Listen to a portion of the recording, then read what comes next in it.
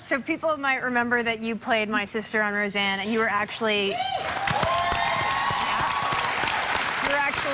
the second person to play that, and people called you the other Becky. So I want to know what it was like to take over a role that somebody else had played. I was Becky 2/4.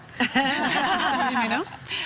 I was called Second Becky for 10 years at Scrubs. That's how they would call me. They'd be like, "We got Second Becky down here, please." It was crazy. I was 16 years old. I watched the show. I loved the show. I couldn't believe how ridiculously funny and talented everyone was. So I was terrified starting. I remember my first audition was with Glenn Quinn. The whole scene was like a makeout scene, and he was 24 and Irish and dreamy, and I thought, how am I going to remember one line of dialogue? Because it was like, "Baby, baby, come here," and I'm like, "Get a job at the gas station." He's like, "Come here." I'm like, "Get a job at the gas station." And that was like the whole scene. And I was standing there doing this audition, and someone said, "Are you doing a Lisi character study?" And I said, "What do you mean?" And they're like, "You stand and walk and kind of move exactly like Lisi, Becky 1 and 3. And that was just, I mean, I had no idea of that. It's completely random. And I think the only reason I was really able to get the part and do it was because I was so naive and didn't really have an idea of, like, I don't think I could do something like that today. I think, you know, So I was living in Canada and like really had not really a clue. Yeah. How was Sarah to work with?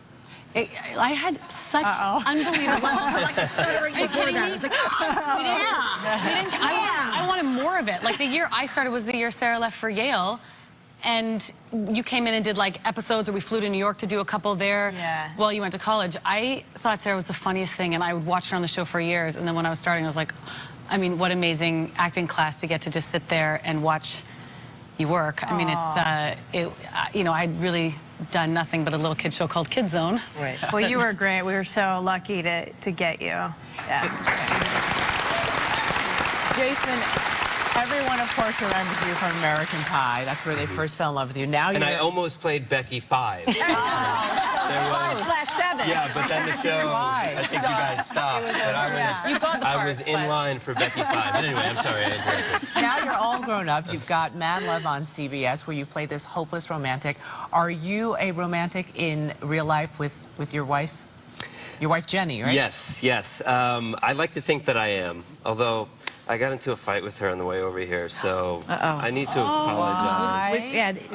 What'd you do? It was, I think it was my fault. No, it's not think. Yes. What'd you do? You know what? It just is. Now that it's coming back to me, there's not a single guy in this audience. Yes, there is. Are there some guys? Yes, okay. Still not enough to have my back if I say that it was her fault. So no, I think why'd you guys it fight? was my fault. I'm a little under the weather, I think, and so good luck with my germs. And no, I think I was just being a little bitchy, to tell you the truth.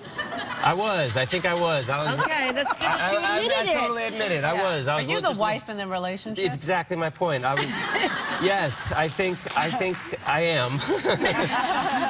Explain. He kind of is. It's adorable. Explain how you're the wife. Well, I mean, in the sort of the traditional, you know, kind of like, you know, not that it's, you know, like commonplace any longer, but like the things like at home, like I take care of everything at home. I don't even know if Jenny knows where the washing machine is. Really? Which is great. No. I don't mean this in that. No. It's a good thing that he does it. This is awesome. I love doing laundry. I love cooking and cleaning. Oh, my.